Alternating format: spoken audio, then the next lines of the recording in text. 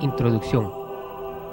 La Catedral de la ciudad de la antigua Guatemala fue una de las obras principales en la conformación de la ciudad de Santiago de los Caballeros de Guatemala en unión del Real Palacio y del Honorable Ayuntamiento, así como el propio Palacio Arzobispal, adjunto al edificio catedralicio que forman la plaza mayor de la capital del Reino de Guatemala, complementándose con los portales comerciales.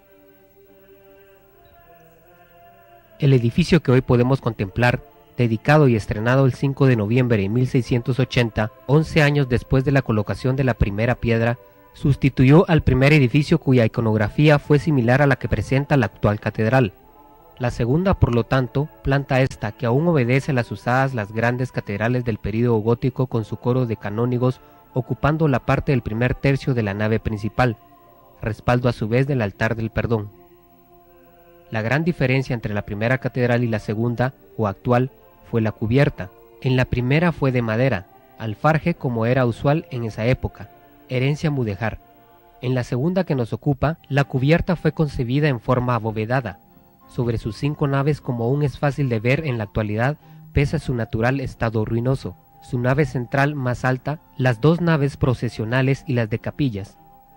El tipo de bóveda es vaída, que es el que prevalece en casi todos los monumentos de esta ciudad, generalmente muy rebajados, dándose casos en que son prácticamente horizontales, no así en el caso de la catedral cuya forma es más ortodoxa. El sistema constructivo someramente descrito es el de tipo dinámico como se le conoce y aunque tratado como antisísmico fue dañado por los terremotos periódicos que han ocurrido en el país, sumándose el abandono los daños que la intemperie y el hombre ocasionan. En el caso específico del conjunto monumental de catedral, ocupa un lugar preponderante en la larga lista de monumentos y debe dársele indudablemente cierta prioridad. Constituye no solo un magnífico ejemplo arquitectónico por su excelente proporción y tratamiento del espacio, sino ha sido receptáculo y acúmulo de hechos históricos y en sí se constituye en un monumento a ellos y a los hombres que lo protagonizaron. Desde el iniciador de su construcción, el excelentísimo obispo Francisco Marroquín, los arquitectos que se ocuparon de ella, Martínez Garnica, Juan Pascual en la primera, Martín de Adújar y Josep de Porres en la segunda, y los muchos artistas, escultores y pintores que crearon su magnificencia interior,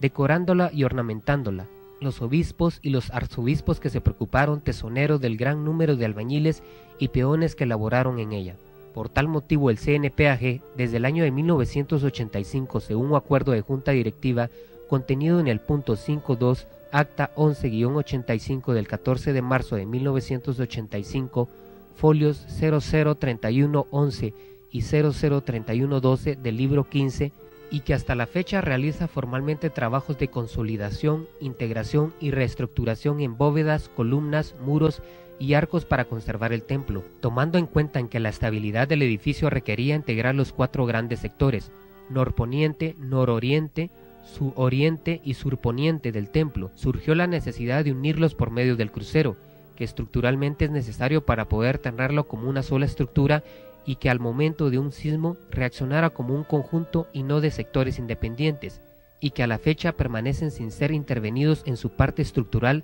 la antigua capilla del Socorro, sacristía, capilla real y sala capitular,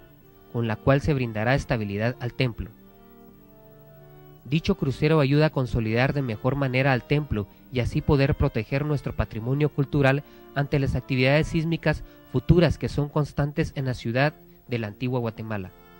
Todo lo dicho anteriormente son parte de las razones que constituyen un porqué la catedral debe ser conservada, consolidando su estructura y restaurada en aquellos casos que lo amerite, para que sirva como ejemplo a futuras generaciones que puedan sentirse orgullosos de poseer un patrimonio cultural y entiendan la necesidad de conservarlo.